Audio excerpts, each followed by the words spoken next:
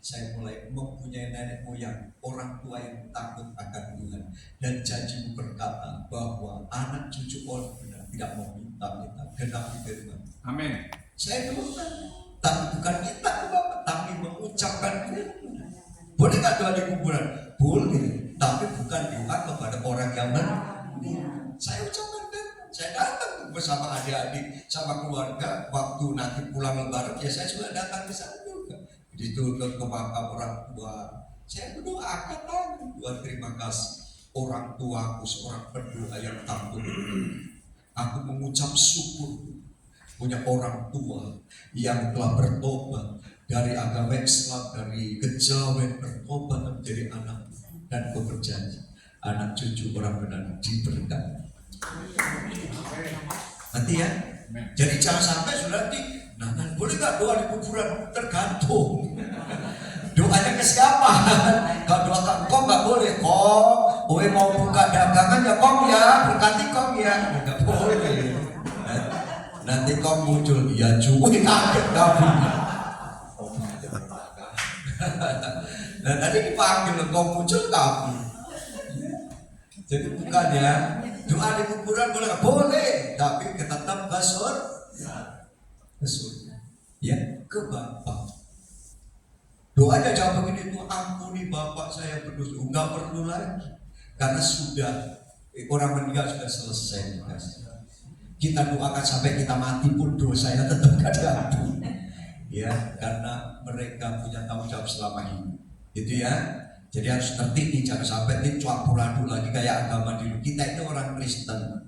Tentunya segala sesuatu kita selesaikan secara Kristen. Jadi jangan secara agama lain. Oke ya. Alamatnya di mana?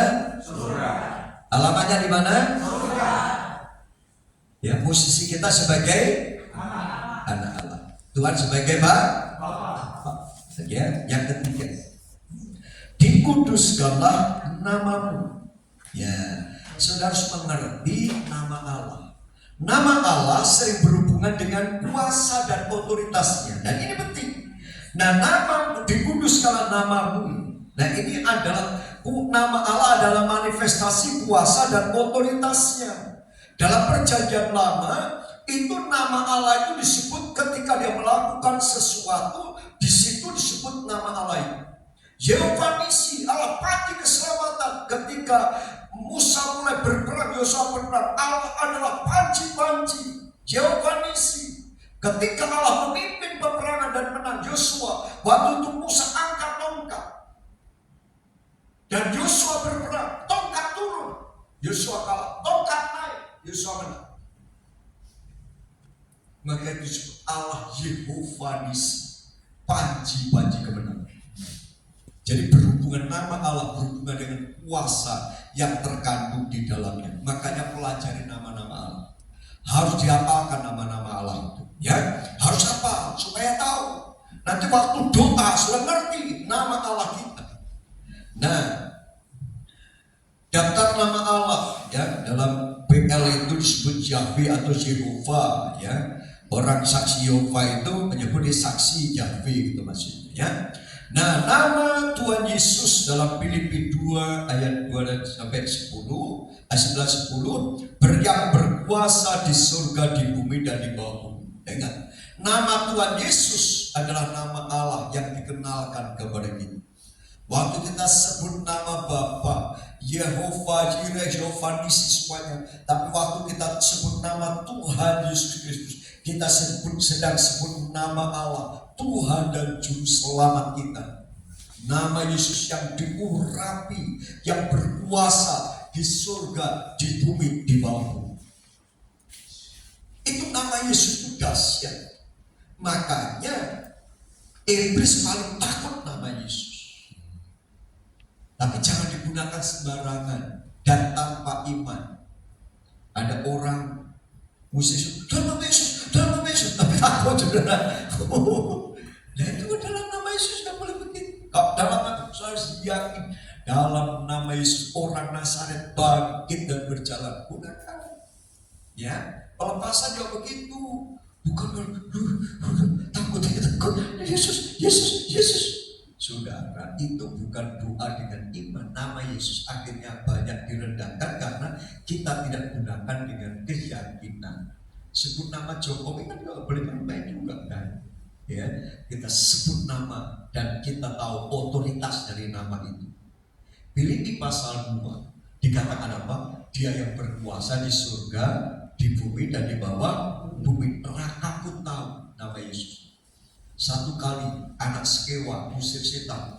Demi nama Yesus yang diberitakan Paulus, aku usir engkau. Orang gila yang ngomong begini, Paulus aku tahu, Yesus aku kenal. Siapa lu? Dikejar, saudara. Orang gila kejar anak Skewa, ditelanjangin semua, saudara. Karena dia bukan anak Allah. Dia adalah orang yang menggunakan nama Yesus untuk mencari keuntungan. Jadi dia bukan anak Allah, dia bukan orang Kristen, anak skema. Memang anak imam, tetapi dia gunakan nama untuk kepentingan pribadinya. Sebut nama Yesus sembarangan, akhirnya ditelanjangi sama iblis. Saudara, kita harus tahu ini penggunaan nama itu harus ada. Maka di perjanjian lama dikatakan apa? Jangan menyebut nama Tuhan Allah dengan sembarangan.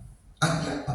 Kita sebut dengan sebuah iman, yakin, dengan rasa hormat dan kagum. Kalau saudara nama bapak sudah disebut-sebut, dulu saya marah sama teman saya karena ada bapak saya dijadikan bercandaan. Kan? Wah, diberikan dulu kan juga ledek-ledekan gitu kan, disebut nama bapak gitu kan, waktu SD gitu kan. Wah, marah. Saya karena bapak saya disebut dengan sebutan yang aneh-aneh. Kan gitu kan? Nah, Tuhan pun juga marah kalau disebut aneh-aneh, ya. Maka itu gunakan nama dengan keyakinan. Dari mana keyakinan muncul? Yang pertama sering ulang-ulang, saya anak Allah. Saya anak Allah. Saya punya hak untuk diberkati. Saya punya kewajiban untuk hidup memuliakan Allah. Itu harus sering diucapkan. Ya, jika sudah jadi anak yang berbakti, juga anak yang dikasih oleh orang tua kita itu Bapa di surga. Nah, dikuduskan namamu, daftar nama-nama Allah, mari kita lihat ya. Nah, beberapa nama saya tuliskan di sini. Nama Jehovah Sidken, itu Sidken ya. Sidken. Nah, sekarang ini Jehovah Sidken adalah Allah kebenaran kita yang mengatasi dosa. Allah kebenaran yang membenarkan kita. Allah yang mengampuni kita adalah Allah Makadis yang menguduskan, menyucikan. Ada Allah yang maha hadir, Allah damai sejahtera, Yehova Shalom. Yehova Shalom.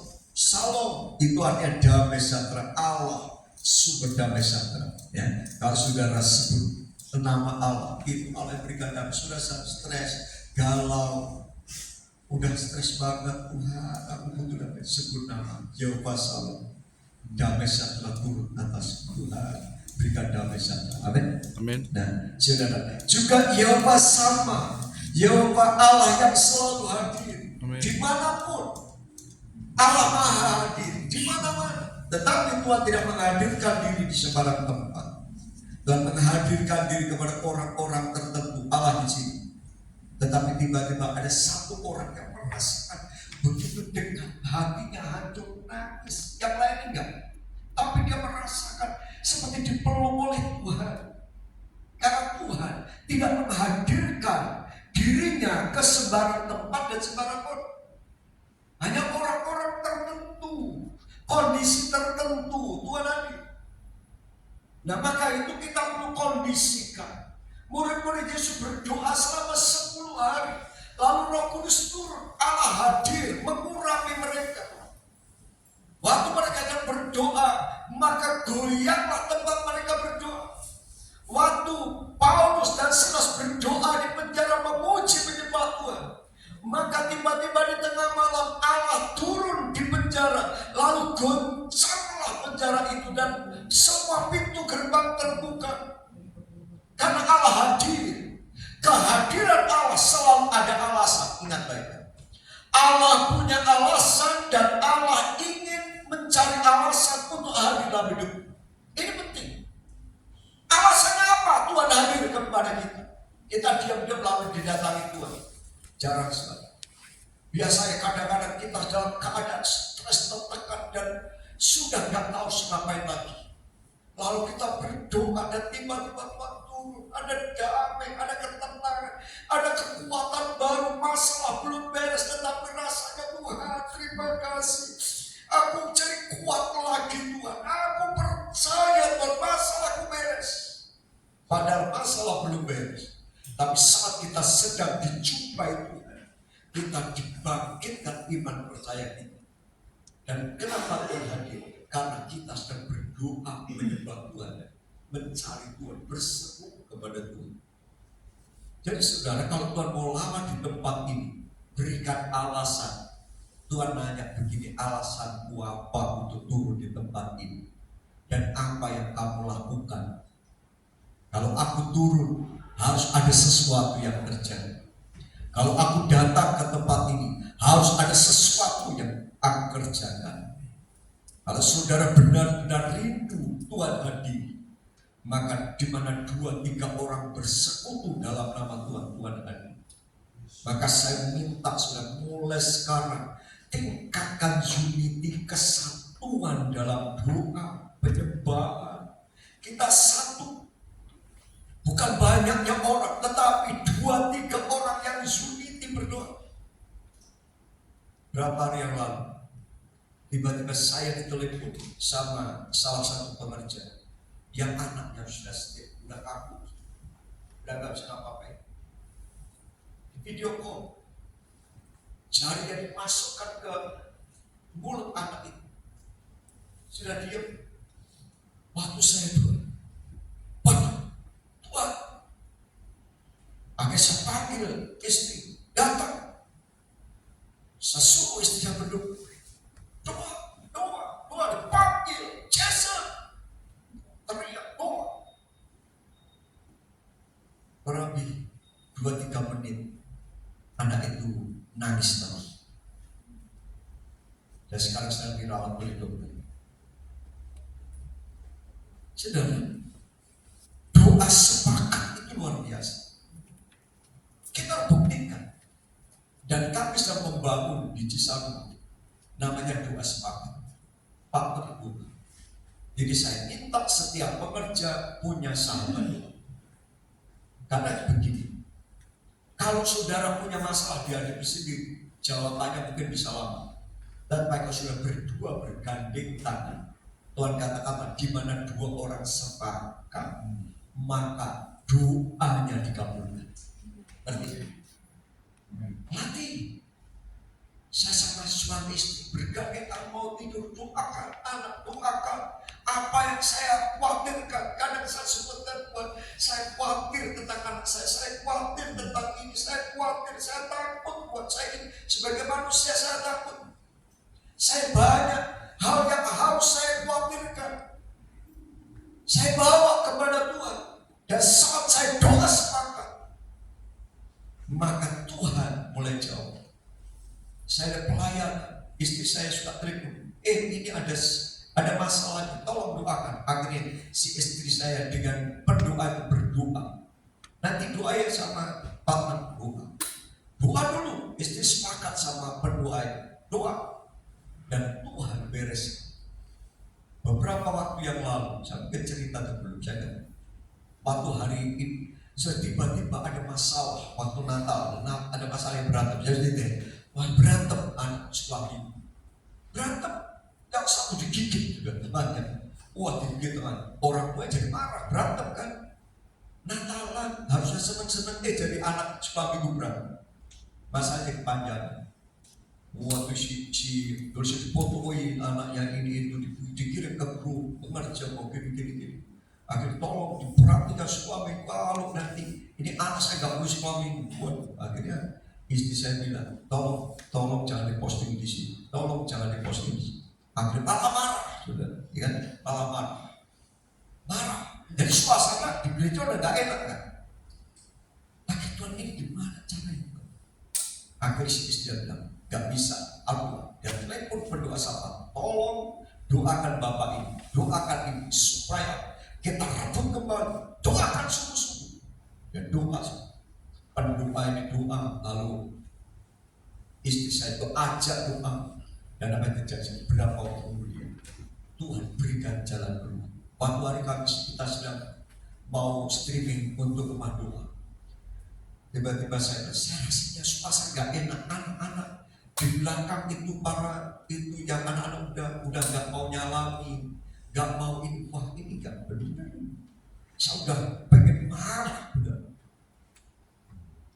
Akhirnya saya bilang, semua maju ke depan. Pekerja, anak-anak streaming maju ke depan semuanya. Gak usah pikir streaming malam ini. Semua berdoa. Kita akan doa malam ini. Kita doa. Oh, kurang lebih jam 7:20 kita doa. Itu Randy sama Ayu itu tiap Kamis itu saksinya. Dan doa. Lewat 10 menit saya doa terus doa peperangan, doa penyembah. 10 menit tiba-tiba ada ledakan listrik, listrik mati, mati. Akhirnya berwaktu nyala lagi, meledak lagi. Dan ini sesuatu yang iblis kerjakan. Iblis ingin mengacaukan gereja. Kami perangi juga. Dan mulai dari situ juga. Hari itu ada rasanya begitu lega. Saya sampaikan firman karena saya nggak bisa ngomong. Ada Tuhan. Waktu itu ibu istri saya pimpin pujian. Ada Tuhan luar biasa. Suasana enak banget. Saya nyembah rasanya basah begitu luar biasa. Lalu sudah selesai. Besoknya ada anak-anak muda sedang ke bukit doa untuk berdoa. Lalu saya diminta, Pak, kalau minta doa bisa ikut nggak ketua doanya, ketua itu. Oke, saya datang, saya sampai undang. Kita doa, coba kita undang Pak Mugi untuk datang di situ karena itu anak-anak muda yang pegang firman. Malam itu jalan rekonsiliasi, tiba-tiba anak-anak itu orang yang bermasalah tadi tiba-tiba datang ke saya, datang ke istri saya minta, maafin saya, papi, maafin saya, gak terima berkat dari Bapak rohani. Saya sudah salah, saya sudah marah, kecewa dan semuanya. Oh, maaf, anak-anak yang lain semua yang malam itu dari rekonsiliasi dan suasana langsung berubah total. Dan hari-hari ini kami sudah rasanya begitu akrab. Makanya kalau ada masalah apapun, doa sepakat itu teman. Amin. Anak kita, keluarga kita, ayo doa sepakat, gandeng tangan, sebut. Saya yakin ini akan terjadi sebuah kegerakan baru. Waktu saya sampaikan ini kepada jaringan doa nasional, waktu kita doa jaringan doa nasional tiap hari Sabtu, saya sampaikan, kalau seluruh Indonesia ada jaringan doa sepakat, maka Indonesia akan ada tubuh. Saya dengan orang Papua berdoa sepakat, seperti ada jaring yang kita bangun antara Bogor dan Papua, antara Medan dengan NTT. Kita bangun jaringan. Kalau seluruh orang Kristen ini saling mendoakan, saling sepakat, saudara, kita seperti pasang benda penghubung. Saya dengan Papua, dengan Sukabumi, dengan Bogor, dan ini menjadi kegerakan besar. Dan sekarang di jaringan doa nasional sedang diadakan doa sepakat, termasuk doa nasional juga sedang diadakan, ya, doa keliling seperti yang kita lakukan. Nah, saudara, jadi ingat, nama Allah itu luar biasa. Amin. Allah penolong, Allah penghibur, Yehova Jireh, Allah yang menyediakan, Yehova Rafa atau Rofi itu Allah yang menyembuhkan, Yehova Nisi, Yehova Rohi, Allah kembali. Nanti apakah? Nanti mungkin saya kirim daftar nama-nama Allah yang nanti kita akan sebut secara lengkap dan kita akan kirimkan ya lewat WA supaya sudah mulai hafalkan nama-nama ini. Nah, oke ya, kita masuk yang kedua. Datanglah kerajaanmu, jadilah kehendakmu di bumi seperti di surga. Udah ingat ya, Bapa kami di surga, dikuduskanlah namamu. Dalam perjanjian baru nama Allah yaitu nama Tuhan Yesus Kristus. Sebut nama Yesus, sebut nama Tuhan, maka saudara akan melihat mujizat akan terjadi. Amin. Jadi sudah gunakan itu. Boleh nggak gunakan Jehovah Rafa? Boleh, karena tetap nama Allah sama. Yahweh, Jehovah itu Allah yang luar biasa. Ya. Nah, kita akan lihat datanglah kerajaanmu. Secara singkat kita akan bahas. Datanglah kerajaanmu, jadilah kehendakmu di bumi seperti di surga. Ingat, bagian Kenapa kita sangat membutuhkan kuasa kerajaan Allah yang turun ke bumi permainan? Ini yang akan membedakan kita dengan agama lain. Ketika lawatan Roh Kudus Tuhan, kerajaan Allah turun, maka Yesus ingin mengajak kita kalau berdoa, datangkan kerajaan Allah, tarik kerajaan Allah itu turun. Pemerintahan Allah, otoritas Allah turun. Waktu otoritas Allah turun, mengurapi kita, menaungi kita, datang ke kota kita, datang ke bangsa kita, maka pemerintahan Allah akan terjadi. Dan ini penting. Dalam doa, saudara benar-benar mengundang kerajaan Allah itu. Kisah Rasul 4 ayat 33. Ketika mereka sedang berdoa, maka goyanglah tempat mereka berdoa, dan mereka penuh dengan Roh Kudus, dan mereka dengan keberanian memberitakan Injil. Tadi mereka ketakutan karena imam-imam besar panggil mereka, melarang, jangan beritakan nama Yesus orang Nazaret itu. Tapi Petrus berkata, silakan pertimbangkan sendiri, lebih taat kepada Tuhan atau taat kepada manusia. Lalu Petrus pulang dan sampaikan ke teman-temannya di gereja, tolong doakan. Lalu mereka berseru bersama-sama sepakat. Nah, waktu mereka berdoa sepakat, di tengah ketakutan, kekhawatiran, maka kerajaan Allah turun melalui hadirnya Roh Kudus di tempat itu. Akhirnya ketakutan itu diubah menjadi keberanian. Amen. Mereka enggak takut lagi. Mereka enggak takut ditangkap. Bahkan waktu Petrus ditangkap masuk penjara, maka semua orang doa sepakat di gereja, menyembah Tuhan, doa. Apa yang terjadi? Malaikat turun ke penjara di mana Petrus dipenjarakan. Lalu Petrus waktu itu dibelenggu di antara dua prajurit. Lalu disuruh malaikat itu semua lepas dan dia diajak keluar dari penjara.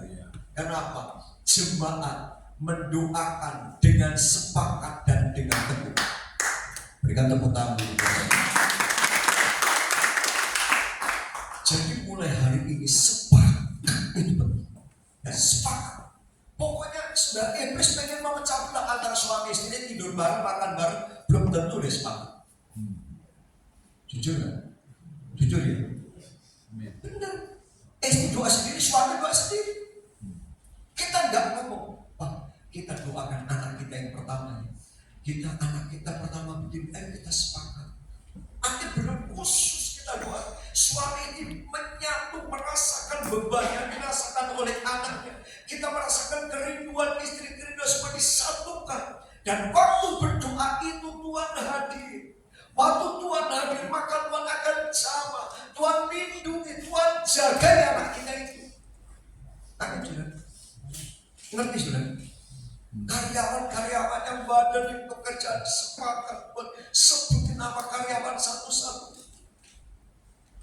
Pekerja-pekerja kita suami sebutin satu-satu, doakan. Maka mujizat akan terjadi. Kita sepakat, kita doakan koko, doakan cicit, doakan tetangga yang belum berubah. Di situ kita minta kepada Tuhan dan mujizat akan terjadi. Amin. Ini penting. Maka itu Petrus akhirnya dibebaskan dari penjara. Karena apa? Kerajaan Allah turun. Itu ketika kerajaan Allah turun selalu terjadi sesuatu.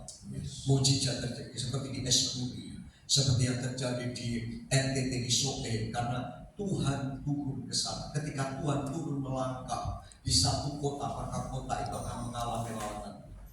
Saya percaya suka puji akan dilawatan. Kita nantikan itu terus. Makanya apa yang Tuhan taruh, saya ngomong sama dia, kita capek kalau doa hanya pengetahuan.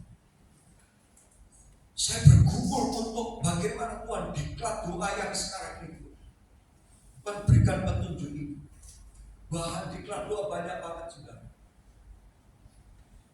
Tetapi Tuhan kasih tahu ini rahasia yang tidak apa-apa. Dan ini saya sampaikan.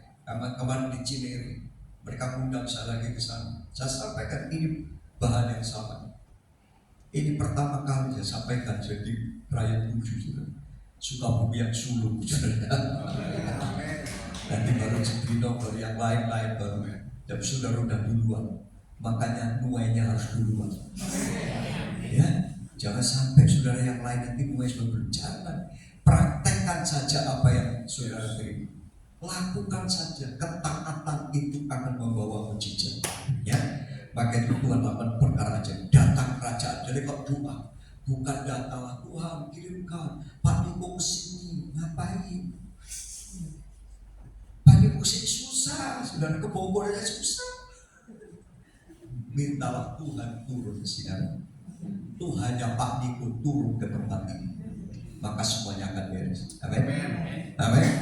Minta kerajaan Allah itu. Kerajaan Allah itu adalah kebenaran, damai sejahtera, sukacita oleh Roh Kudus. Roma 14 ayat 17.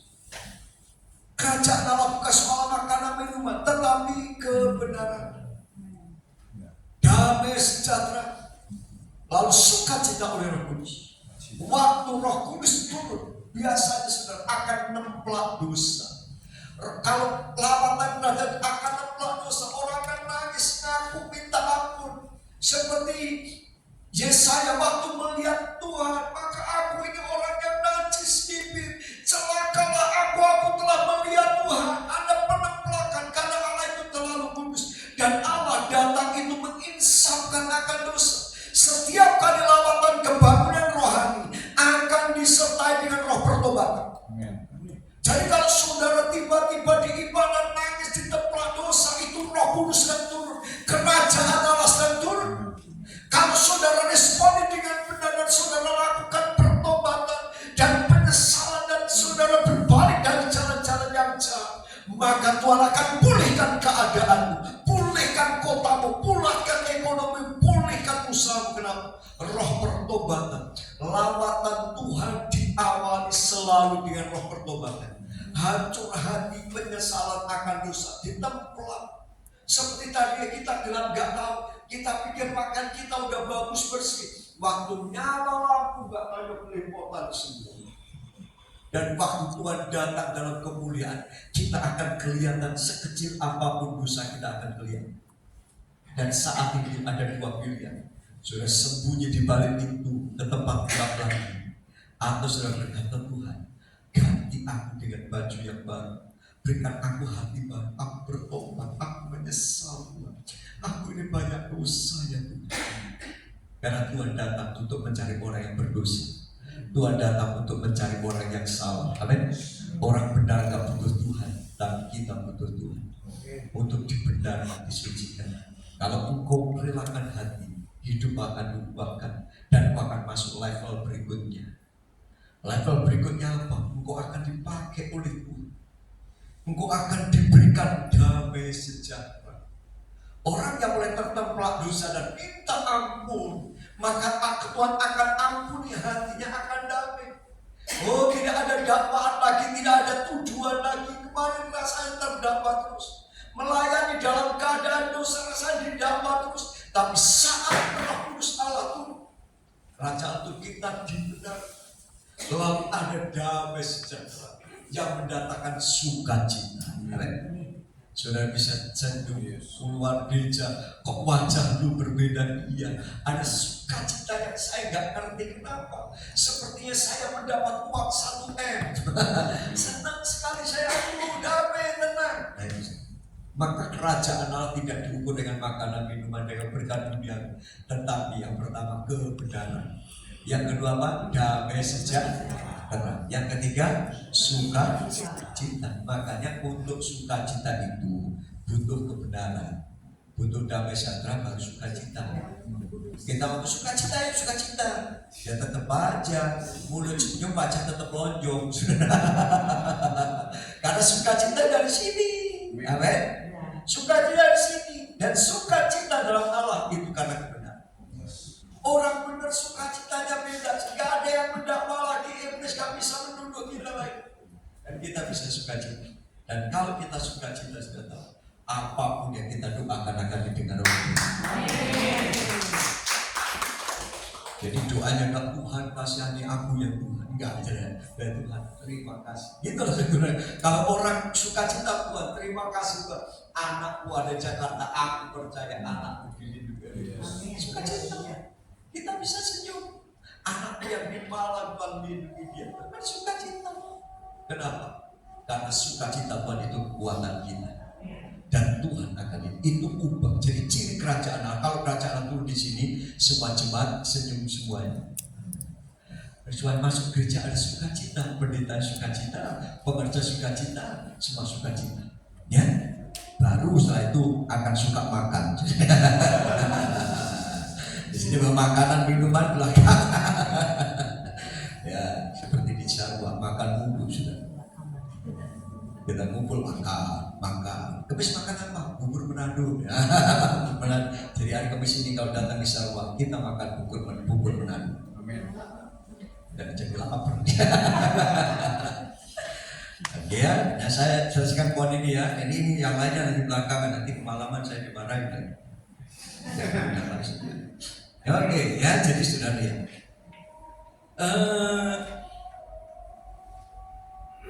Juga kerajaan Allah selain kebenaran, saudara tahu kebenaran itu seperti apa tadi? Penempelakan akan dosa dan juga bertobat, gitu ya. Supaya benar itu harus bertobat. Lalu kalau sudah bertobat akan ada damai sejahtera.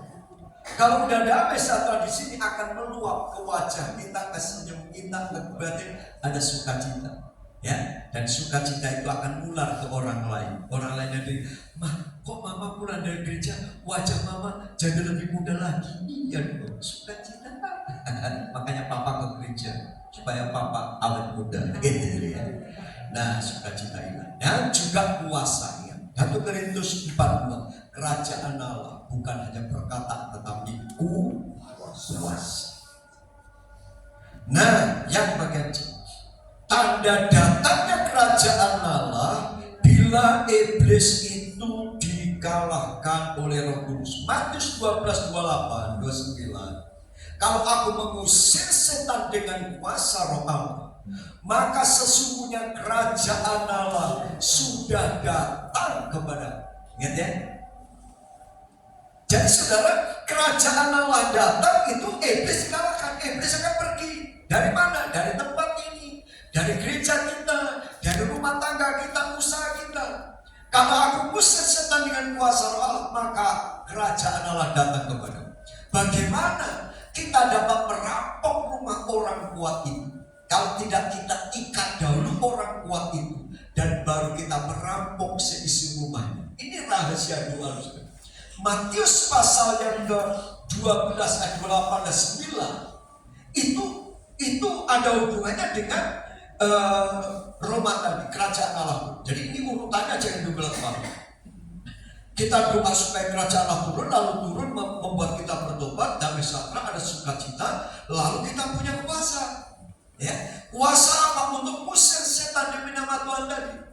Waktu kita usir setan demi nama Tuhan, itu kerajaan Allah datang. Kita ingat waktu murid Yesus diutus dalam kitab Lukas pasal yang ke-10. 70 murid diutus. Untuk apa? Untuk mereka pergi kemana-mana usir setan demi orang. Lalu mereka pulang. Tuhan, setan-setan takluk kepada kami ya Tuhan. Tuhan ngomong begini. Aku lihat iblis jatuh seperti pilar dari langit, ya kan? Lalu mereka berdoa, saudara. Mereka berdoa. Ini jemaat biasa ya. 70 murid. Mereka keliling kemana-mana dan iblis jatuh dan saya berdoa. Kalau saya doa sepakat dua orang boleh doa keliling. Saya percaya penguasa nyemplung jatuh. Penguasa menarik itu selaput tanah jatuh. Ya. Penguasa di Sukabumi jatuh. Kenapa? Ada orang-orang yang sepakat itu. Tuhan bilang, aku melihat iblis jatuh seperti pilar dari langit. Tetapi jangan bersukacita karena iblis takluk kepada, tapi bersukacitalah karena nama tertulis dalam kerajaan surga. Amin. Amin. Pengen tahu nama sudah tulis di surga? Pengen tahu? Cari orang kerasukan, penting setannya. Yang pergi siapa?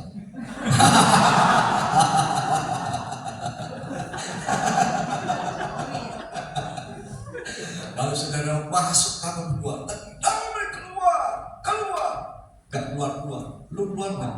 Kalau lu gak keluar, gua yang keluar. Nama aku belum di surga. Balik lagi, tekik lagi sampai keluar. Ya, jangan nyerah. Makanya kalau pelepasnya gak boleh nyerah, karena itu ada kaitannya nama di surga. Tuhan yang ngomong, saudara. Makanya saya senang pelepasan, karena pengen ngecek nama masih ada apa.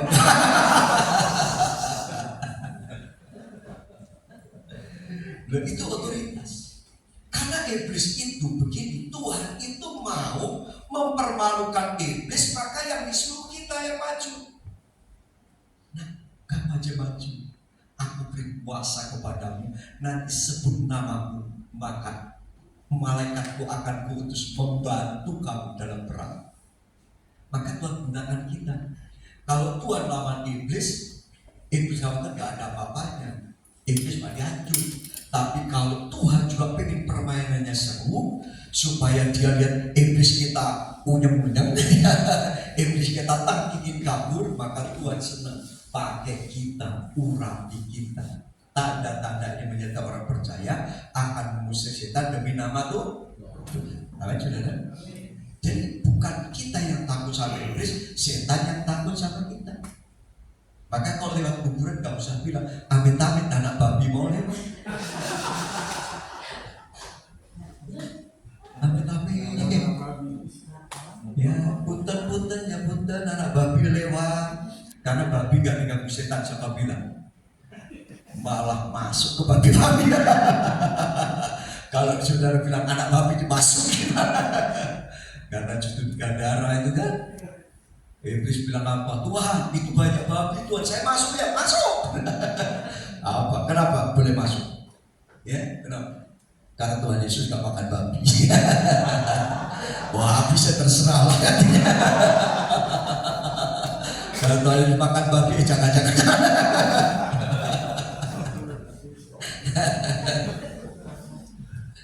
Nah, saudara ya, jadi ingat, kerajaan Allah datang kalau kita usir setan.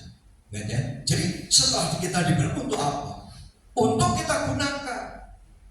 Ya, kita tentara diberi senjata untuk perang, pakai lengkap, udah siap perang di medan perang. Waktu musuh datang, komandan, ada musuh, kita kabur. Tolong tembakin dia. Lu punya tembak dia. Tuhan seringkali teriak, tembak. Tuhan aja yang tembak. Kita ditembak dulu. Kita diberi kuasa untuk digunakan. Kalau lihat musuh langsung tembak, sudah. Ya. Jadi kalau ada rumah, sudah kontrak rumah. Ini kok malam-malam kelihatannya ada yang jalan di atas. Dengerin ya. Datangin aja dia sudah. Mulai sekarang rumah ini udah gua kontrak, tahu gak lu? Nih kwitansinya. Nah, sekarang lu pergi dari sini sebelum bapakku marah, gitu saudara ya. Mesti urapi rumah saudara, doain. Jangan saudara yang pergi. Kontrak rumah, ada setan yang pergi cari yang lain. Ada setan lagi, saudara kapan dapat rumah? Justru tugas saudara membersihkan rumah-rumah yang ada hantunya. Kalau ada rumah berhantu, beli pasti murah. Usir hantunya, tempat di rumahnya. Orang Kristen harus gitu. Makanya Tuhan izinkan rumah berhantu itu disiapkan untuk orang Kristen sebenarnya. Cuman mental saudara nggak berani aja. Saudara masih kalah sama hantu, sama setan. Ya, jadi jangan takut ya. Halo. Nanti kita kapal doa keliling ke Pelabuhan Ratu ya. Masuk pesanggerannya Roh Kidul. Siapa yang sian. Nyumput.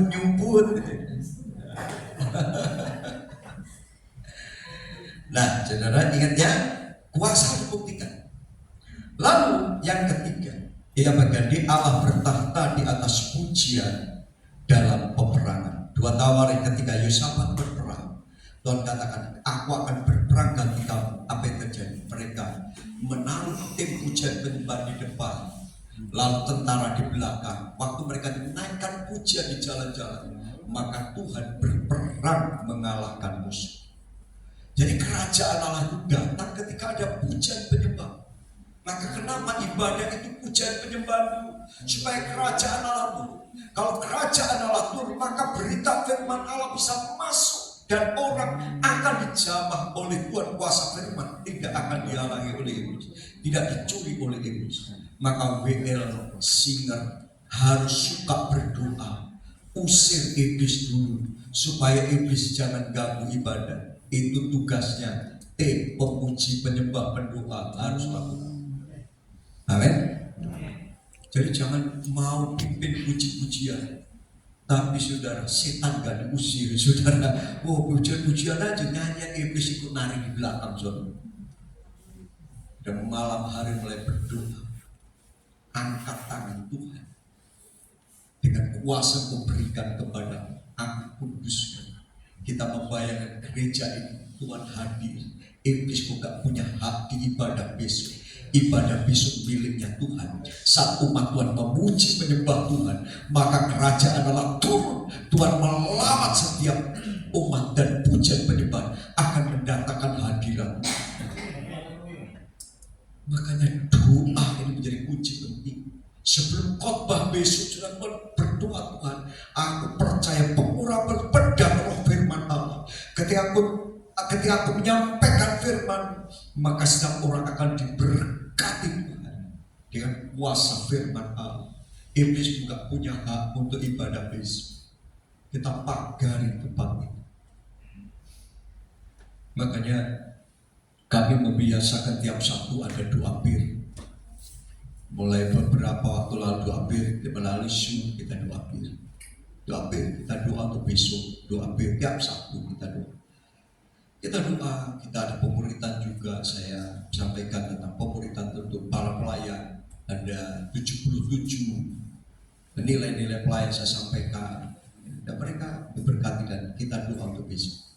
Besok paginya kita doa bir lagi di tempat. Selesai doa bir, maka pendoa masuk ruang doa kurang lebih seperempat jam. Mereka doa lagi, pendoa.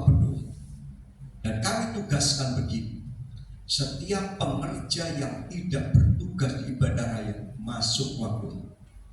Jadi di sana nggak ada pendoa syafaat itu cuma pendoa. Seluruh pengerja adalah pendoa. Nanti. Jadi nggak ada orang nganggur mau ke sini main HP. Nggak ada. Pengerja yang tidak bertugas di asar, di yang lain masuk ruang doa dulu bersama berdoa. Doa, total 10-15 menit mereka berdoa, akhirnya kembali. Karena kita satu kali ibadah, kita doa dan kembali ke tempat ibadah. Saya biasa, saya ngomong setiap pengerja screeningnya adalah doa. Karena doa adalah panggilan umum. Semua pengerja, mau guru selama minggu, mau pemuji, penyembah, semua wajib berdoa.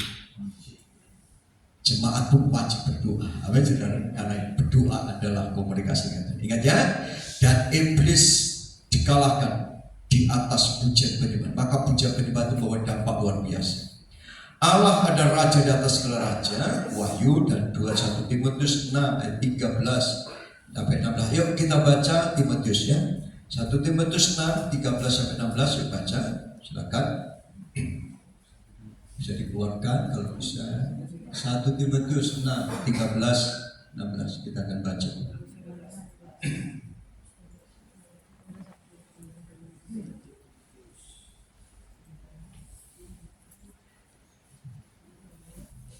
Ya.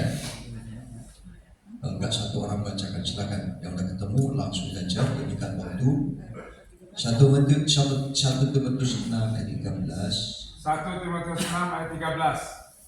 Di hadapan Allah yang memberikan hidup kepada segala sesuatu, dan di hadapan Kristus Yesus yang telah mengikrarkan ikrar yang benar itu, juga di muka Pontius Pilatus, kuserukan kepadamu.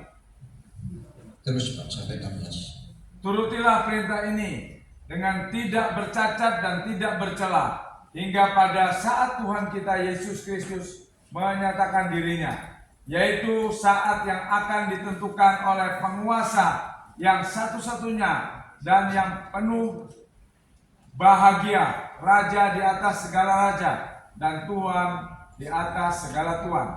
Dialah satu-satunya yang tidak takut kepada maut, bersemayam dalam terang yang tak terhampiri. Seorang pun tidak pernah melihat dia, dan memang manusia tidak dapat melihat dia. Baginya lah hormat dan kuasa yang kekal. Amin. Amin. Yesus satu-satunya nama Raja di atas segala Raja dalam terang yang tak terhampiri. Betapa dahsyatnya Tuhan. Waktu kita berdoa, kita harus mengerti bahwa kita punya Raja di atas segala raja, Tuhan yang dahsyat dan ajaib. Dan waktu kita percaya itu, maka kita akan tahu saat kerajaannya turun, saudara, tidak ada yang tahan. Tidak ada yang tahan. Mau di kota kecil, mau kota besar, kalau Tuhan turun di tempat itu pasti terjadi lawatan, kebangunan, mujizat yang akan terjadi. Amin. Saya berdoa suka bumi akan dilawat oleh Tuhan. Nah, nanti proyek ketaatannya baca ya. Proyek ketaatannya berdoa sampai merasakan urapan itu, kayak mereka tiba-tiba goncang. Kalau doa, coba sekali-kali berdoa itu sampai rasakan hadirat Tuhan. Ya, ini proyek ketaatannya di rumah. Saudara coba cari waktu yang tepat, apakah pagi atau malam hari atau siang, ketika anak-anak sudah berangkat kerja, keluarga dan tinggal sendirian di rumah, masuk kamar mulai berdoa. Jangan cuma sebentar, mungkin bisa setengah jam, 1 jam, sampai merasakan hadirat Tuhan. Dan kalau saudara lakukan itu berulang-ulang, maka saudara akan semakin peka dengan hadirat Tuhan. Dan saudara tahu, semakin sering saudara merasakan itu, maka seperti saudara mengalami perendaman, direndam dalam hadirat Tuhan. Dan waktu saudara keluar seperti Musa, waktu tinggal ketemu dengan Tuhan di Gunung Sinai, wajahnya berubah menjadi seperti matahari. Orang Israel tidak tahu. Makanya untuk mengembangkan kuasa pengurapan harus sering-sering masuk dalam hadirat Tuhan. Dilatih ya. Berdoa lebih sungguh-sungguh sampai kehendak Allah itu terjadi. Kalau saudara sampai doa itu, dan saudara juga yang ketiga, coba cari janji Allah, apa yang Tuhan kehendaki. Nah, kehendaki kita harus kuduskan hari Sabat. Kita juga Tuhan mengendaki masa depan yang penuh kebahagiaan, orang sakit disembuhkan, dia belajar. Coba cari boleh birunya setelah penyakit disembuhkan. Nanti catat untuk catatan pribadi saudara, jika waktu saudara berdoa ngerti apa yang saudara doa. Ya, jadi catat janji-janji Tuhan apa, rancangan Tuhan apa. Bukan rancangan kecelakaan. Kita bisa berdoa buat anak cucu kita, Tuhan bukan rancangan kecelakaan buat anak cucu. Anak cucu orang berarti akan meminta-minta jadi kepala dan bukan ekor, karena itu janji. Kalau sudah ingat janji-janji Tuhan, maka sudah akan doa dengan efektif. Catat ya, jawaban doa selalu berkatnya ganda. Datanglah kerajaanmu dan jadilah kehendakmu. Ngapain Tuhan datang kalau kehendaknya tidak jadi?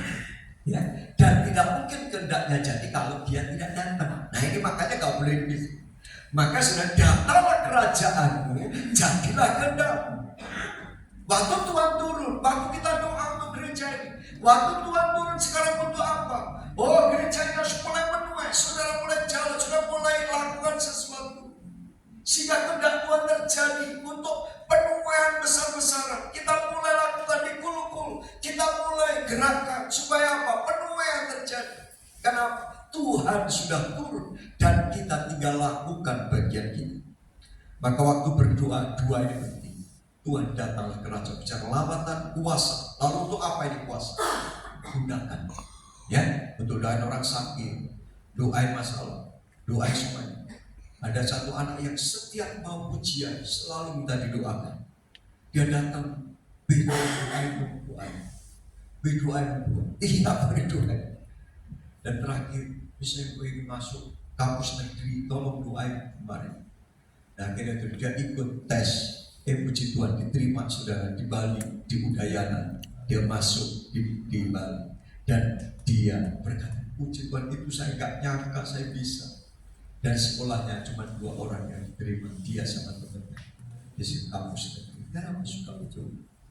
Kuasa doa. Ya, Saya berdoa saudara lakukan ini ya. Setelah kuasa Tuhan datang, kita keluarkan. Pelajari Lukas 18 itu tentang apa? Hakim yang lalim dan janda, itu pelajari ya, doa yang tidak jemu-jemu. Lalu Daniel 10 waktu dia berdoa maka malaikat turun, lalu ada penghulu di udara yang datang. Penghulu di udara yang menghalangi jawaban doa. Nah, pelajari itu supaya saudara nanti ngerti. Matius 15 21-28, perempuan Kanaan. Perempuan Kanaan, Tuhan, aku berdoa ini gambar perempuan Kanaan. Perempuan Kanaan itu orang Kanaan, orang kafir. Tuhan mau begini, nah, aku gak akan berikan itu, mak ini kepada anjing. Tapi Tuhan bilang anjing pun minta remah-remah, gitu. Remah-remah. Akhirnya dia mendapat remah-remah itu. Ibu besar iman, dia gak nyerah. Dalam doa gak boleh nyerah. Saudara udah diberi kuasa, jangan gampang nyerah. Belum dijawab terus doa. Saya berdoa untuk rumah 4 tahun, berdoa untuk motor 7 tahun, berdoa untuk mobil 13 tahun. Dan semua saya tahu kapan doa, kapan dijawab. Saya tahu. Maka itu kalau doa catat baik-baik, berarti kita serius. Kalau doa jangan lupa kapan dia buat doa ya. Catat. Tanggal sekian saya doa, tanggal sekian saya doa, dan waktu dijawab aku akan bisa bersyukur Tuhan. Terima kasih Tuhan, kita luar biasa. Apa saudara? Saya yakin Tuhan tidak pernah telat untuk menjawab. Tuhan paling biar doa kita. Berikan tepuk tangan buat saya. Oke, sampai sini ya. Cukup ya, udah 7:30 belum? Ini udah kelamaan. Ada pertanyaan? Atau kita tutup langsung? Tutup ya. Iya, kita orang takasya karena kita berdiri, kita berdoa. Sina ya karala barala batasyana ya karala barala batasyana ya karala barala barala. Ora batakata karala basyana ya karala barala. Minta rasakan kehadiran Allah. Hadir Allah di atas sebab pengurapan. Kau merasakan sesuatu. Kerajaan Allah datang kepadamu. Berdoa sungguh-sungguh. Jangan pikirkan yang lain selain hadirat Tuhan. Selain kehadiran Tuhan, syakaralah datanglah kerajaan, jadilah kehendak-Mu. Kata-kata masyarakat, Bapa kami di surga dikuduskan nama-Mu, dalam kerajaan-Mu jadikan nama. Hidayahlah kata-kata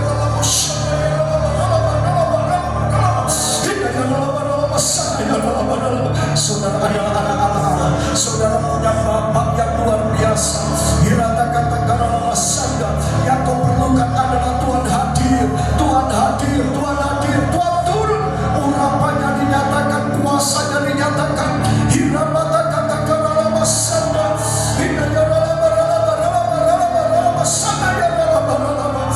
Rasakan kehadiran Tuhan, rasakan urapan yang baru.